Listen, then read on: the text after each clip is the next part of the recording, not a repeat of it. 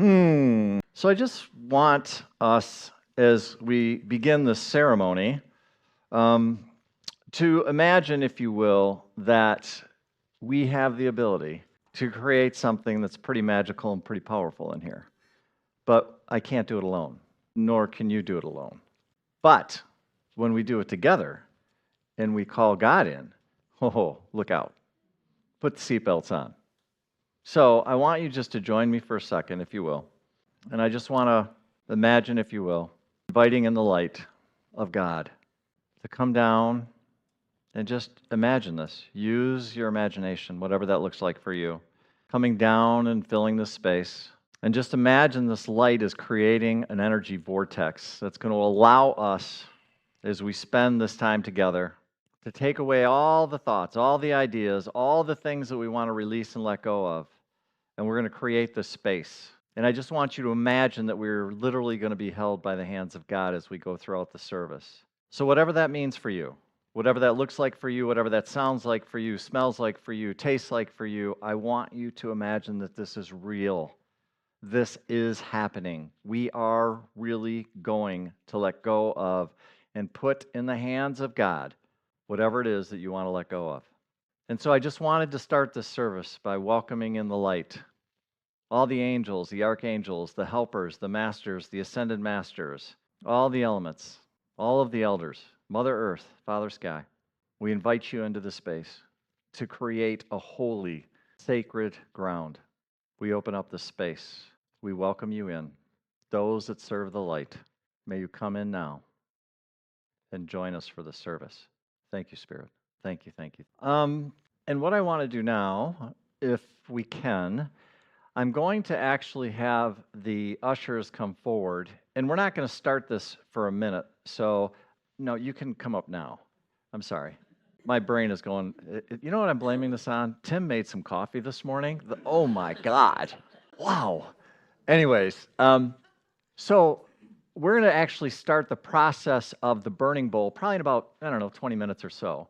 But I just want you to imagine as you're sitting here, my hope and prayer is that whatever happens, you're going to start having thoughts and ideas that are going to come to your mind in terms of what you're wanting to let go of, and then you'll be able to write this stuff down. So what we're going to do at this time is we're going to pass out the flash paper. Now, for those of you that don't know, so you can go ahead and start passing those out. And if you need a pencil or something to write on the flash paper with, please let the people know we've got pencils and paper. But what my hope and prayer is that what we're able to do is I want and hope that you might have, how many people might have one or two things that they might want to get rid of? Yeah. Once again, if you didn't raise your hand, you're lying. It's okay. We love you anyways. Maybe what you want to get rid of is lying. I'm just saying. Anyways, the point is that while we're spending this time here and you're hearing things, it would not surprise me if you're open to it to let the stuff come forward. Now, in terms of the piece of paper, we're giving you one piece of paper, and it's just a word or two for each thing that you're thinking about. But I just know this, that there's going to be overachievers in here, and they're going to run out of space, right? If you do that, just raise your hand, and the ushers will come give you a second piece of the flash paper, okay? So if you do that, just know that you can do that as well, okay? All right. There we go. Well, speaking of flash papers. All right. So while we're passing that stuff out, and again, I'm just going to ask you to just kind of start tuning in to what that might look like for you and what that may feel like for you as we begin the process of creating the list of things that we want to let go of. Because again, I come back to this point, is that if we collectively come together and say, yeah, we can do this, again, this can be pretty magical and pretty powerful, then guess what? We get to have that experience. So my suggestion is you take this seriously is you want to take it. If it was me, I'm all in. I'm like off the deep end of the pool. So we're going in, and we'll go through this process in just a minute. So I'm just kind of curious, how many people, I think it would be better to see the hands of how many people have never done a burning bowl ceremony before? Okay, so there's a couple. Awesome. So again, what are we doing? We're putting down the things that we want to let go of, regardless if it was something that happened in 2025 or something that's been going on for your entire life. It doesn't matter. Remember who and what you are. Remember that you're a divine child of God. Remember that if you declare that enough is enough, then guess what? It's enough. We don't have to go through 35 years of therapy to let something go. Now, if you want to go through 35 years of therapy, you can do that. But God is not sitting there going like, yeah, you need some more therapy. That's not the way that it works. Because of who and what you are, you're able to declare something and say, I'm done with this. Whatever lessons are left to learn, bring them to me. Whatever I'm supposed to figure out, bring it to me. But I'm not going to keep going through this stuff. I don't need to keep going through pain and suffering. Who knows? Maybe that's something you want to let go of. How many people would like to let go of pain and suffering? Might not be a bad idea, because nowhere in the Bible does it say you have to go through pain and suffering your entire life. Nowhere. If there's something I missed, let me know. But I don't think I missed anything. And as I get to know this process and I get to understand myself better, and as I get to understand God better, how the divine really works, not how mankind has told us it works, but how it really works, there is no such thing as time. Do you understand that? Do you understand there is no such thing as time in the higher dimensions? Do you understand the only thing that's stopping you from doing whatever it is that you want to do or let go of is right between your ears? There's no time in the higher dimensions, folks. It's only on these lower dimensions, and when you step into the higher dimensions, you get to let go of time, which means you don't have to sit there and wait years and years and years and years to let go of something. I don't care what your past was. I don't care about the things you've done or you haven't done, the things you said or you haven't said. It does not matter. It doesn't matter.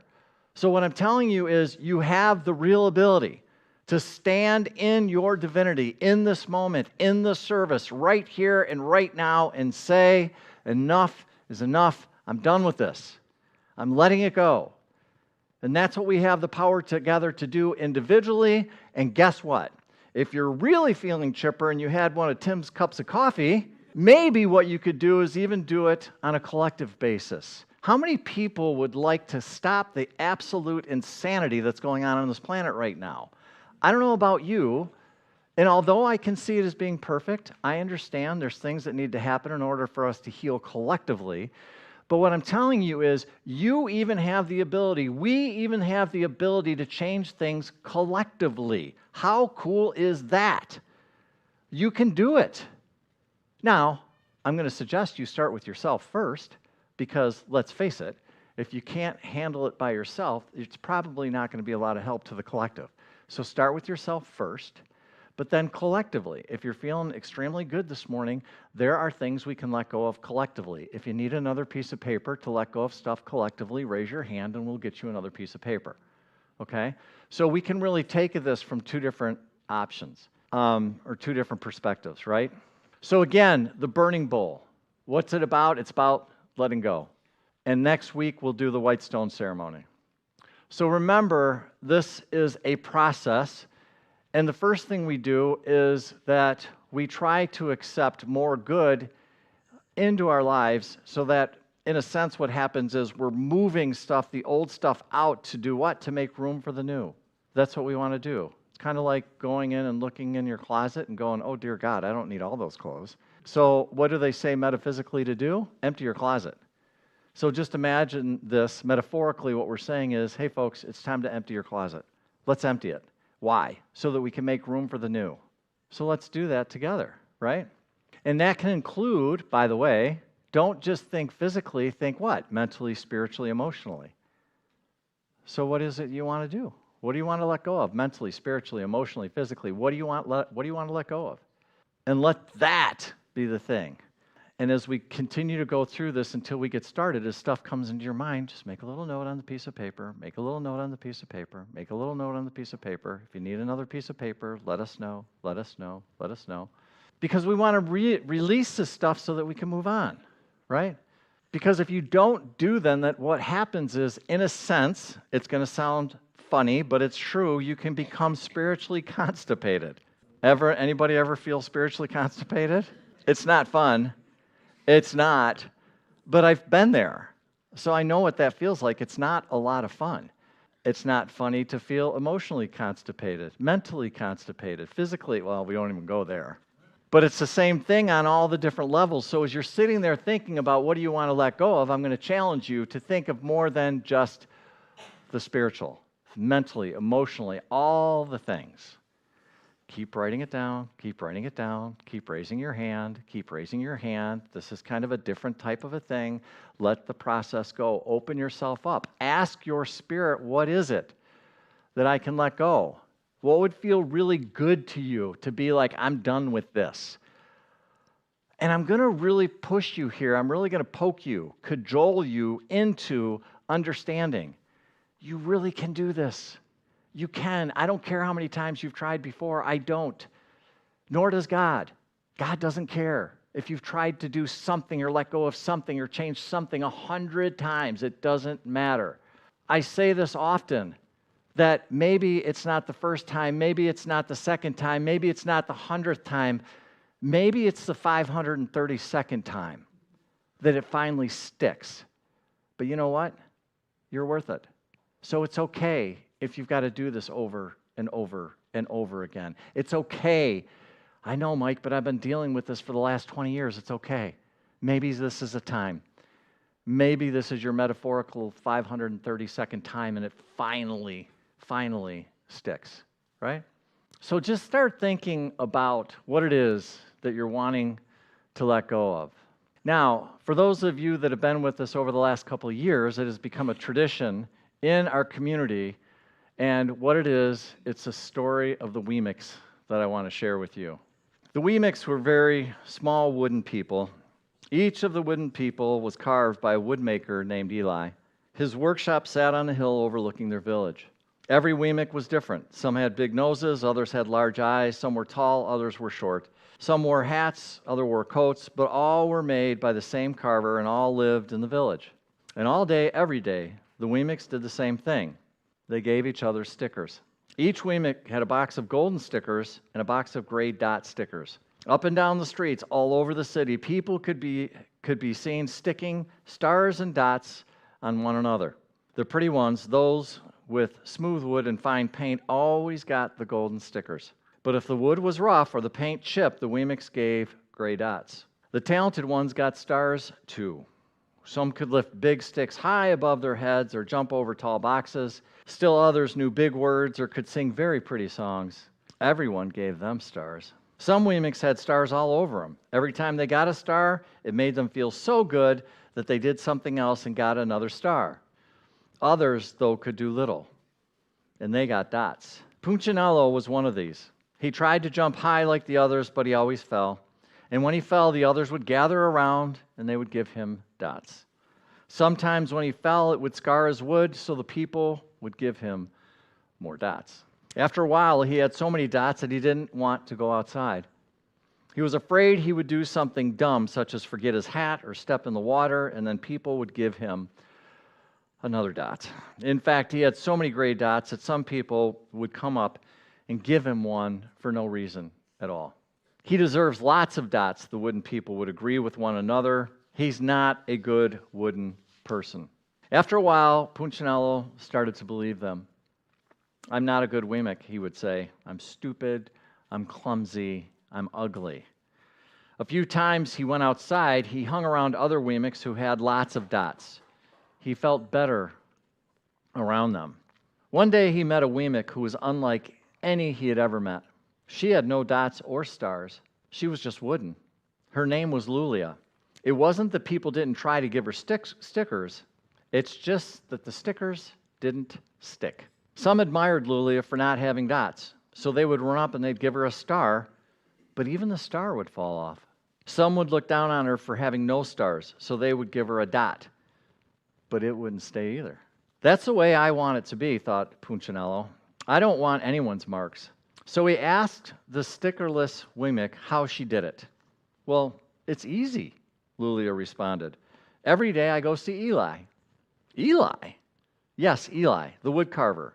I sit in the wood shop with him. Why? Why don't you go find out for yourself? Go up the hill, he's there. And with that, the Wemick with no marks turned and skipped away.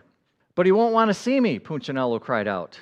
Lulia didn't hear, so Punchinello went home. He sat near a window and watched the wooden people as they scurried around, giving each other stars and dots. It's not right, he muttered to himself, and he resolved to go see Eli. He walked up a narrow path to the top of the hill and stepped into the big shop.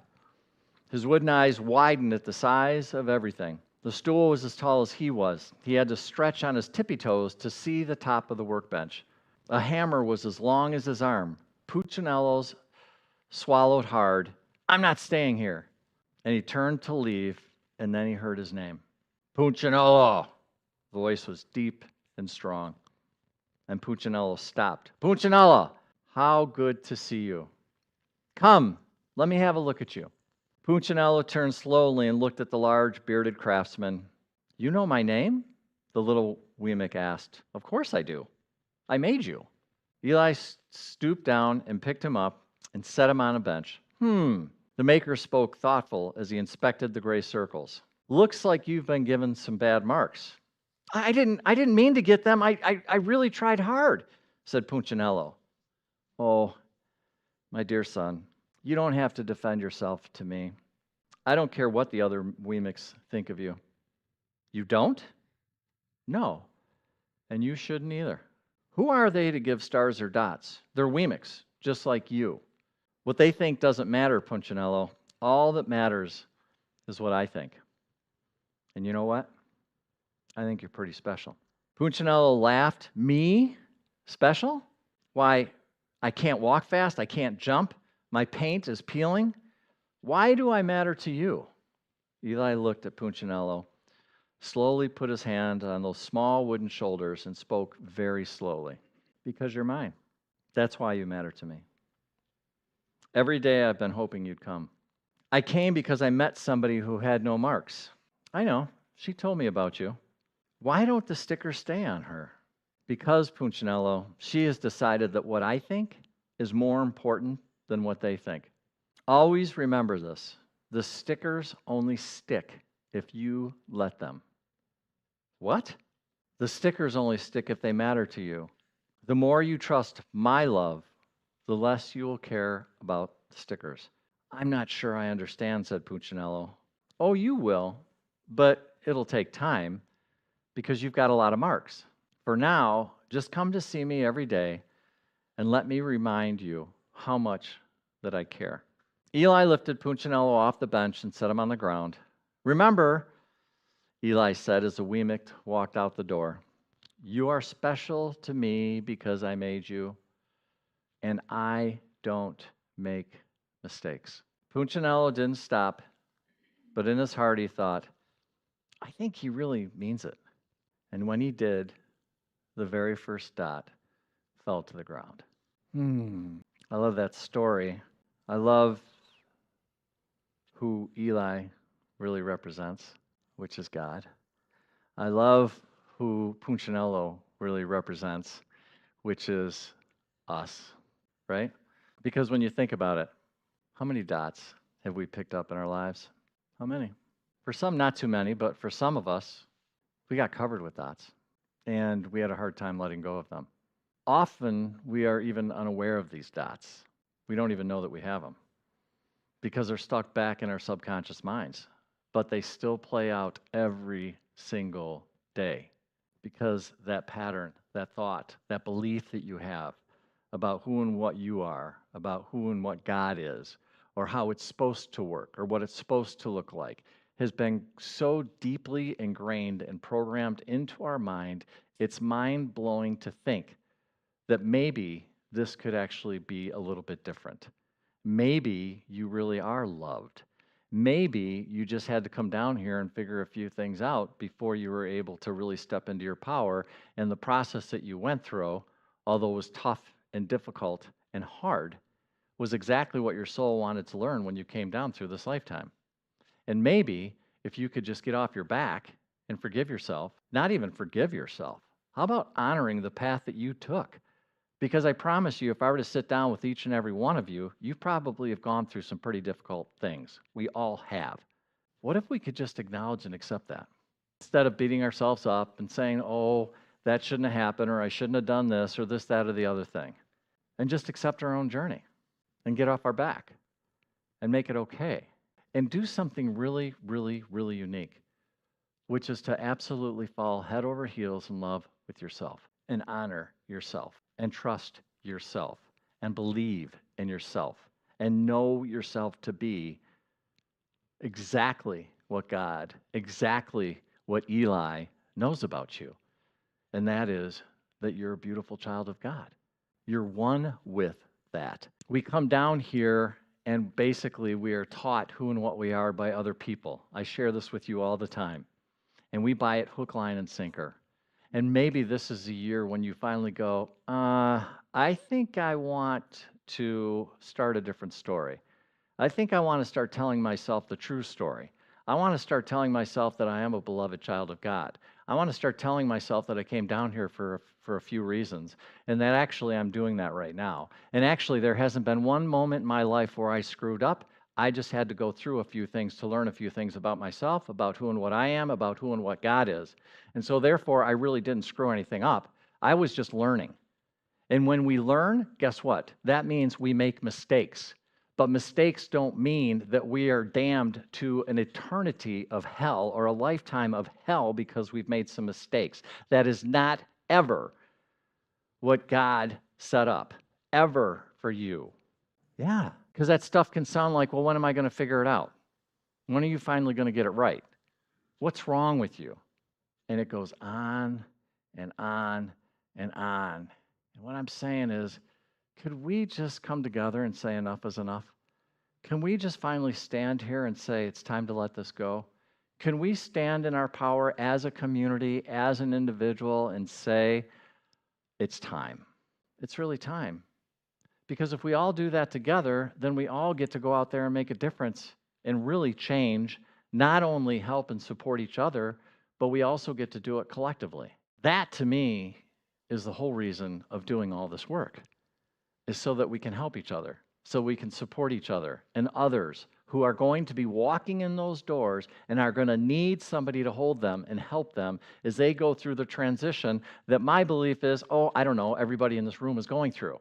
I hate to tell you this, but in case you didn't know, you're kind of at the tip of the spear. So for those of you going through some really heavy stuff right now, I'm really sorry in some ways, and yet I'm extremely glad in other ways. Why? Because what that means is you're clearing out your crap so that you can actually hold somebody else that's going to be right behind you. And I'm telling you, there is going to be a boatload of people that are coming. You just don't know it yet. What are we really doing here, folks? We're building a spiritual ark. Why? So that we can hold people. Why? Because I'm telling you right now, humanity is going to transition into a different way of being. For those of you that are into it, it's just a higher dimension. That transition can be difficult and people need to be held. How cool would it be to be the ones that get to hold those people that are coming right behind you? How cool would it be to just hold out your hand and say, hey, come here, I've been through that. I know how hard it is. You're going to make it. You'll be okay. We've got you. To me, there's no greater game on the planet. And in the meantime, we can do what it is that we do. We can play piano. We can take out the trash. We can be with our partner, whatever. You can keep doing this. Because when you really think about the story of the Weemics, Lulia knew what Eli knew, and that was that the stickers can't stick if we don't allow them to stick.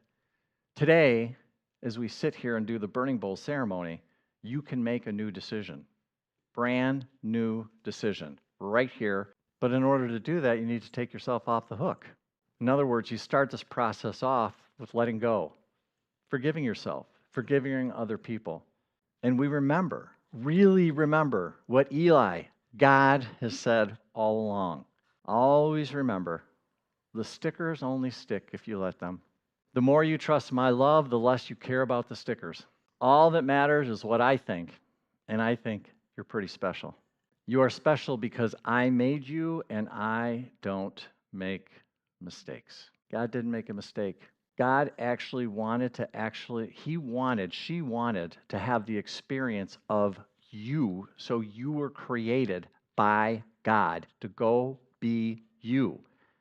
There are no mistakes there. Zero. None. When all of a sudden you can really feel that, like, wow, like, let me get this right. So God wanted to have the experience of me, so I was created so that God could have that experience of being me. Yes. Yes. That's exactly what God did. So in other words, like God and I are pretty tight. Like I really was created by God, and I really have like the divine inside of me. And the answer is you better believe it. And some of you are starting for the first time to look at that and go, yeah, yeah, I think so. I think so. And again, I don't care if it's your first, your 100th, or your 532nd time. It doesn't matter. All of us take time. All I'm suggesting is the time could be right here and right now.